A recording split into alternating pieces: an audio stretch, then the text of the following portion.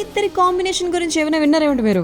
Mobile masala వారి film Nagar కబుర్లోకి వెళ్ళిపోతే ఖైదీ, విక్రమ్ లాంటి సినిమాలతో బాక్స్ ఆఫీస్ వద్ద ట్రెండ్ సెట్ చేసినటువంటి డైరెక్టర్ లోకేష్ కనగరాజ్ గారు.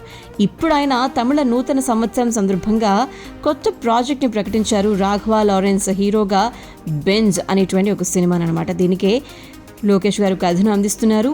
రెమో ఫేమ్ భాగ్యరాజ్ కన్నన్ గారు దీన్ని తెరకెక్కిస్తున్నారు. సో సండే ఈ విషయాన్ని గురించి చెప్తూ సోషల్ మీడియా ద్వారా మరి ఒక పోస్టర్ని కూడా రిలీజ్ చేయడం జరిగిందనమాట. బెంజ్ సినిమాని తెరపైకి తీసుకురావాలి అనేది ఎప్పటి నుంచో ఉన్నటువంటి కోరిక అని చెప్పి, తనకు ఎంతో ఇష్టమైనటువంటి రాఘవ లారెన్స్ గారితో ఈ ప్రాజెక్ట్ చేస్తూ ఉన్నందుకు సంతోషంగా ఉందని చెప్పి, ఈ ప్రయాణానికి మీ అందరి ఆశీస్సులు ఉండాలని కోరుకుంటున్నాను అని చెప్పి ఆయన అన్నారు.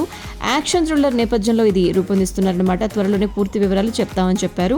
మరోవైపు వెంకట్ మోహన్ దర్శకత్వంలో తన 25వ సినిమా హంటర్ను రాఘవ లారెన్స్ గారు ప్రకటించడం జరిగిందనమాట. సో ఎక్స్ వేదికగా పోస్టర్ని వారు అందరితో షేర్ చేసుకోవడం జరిగింది.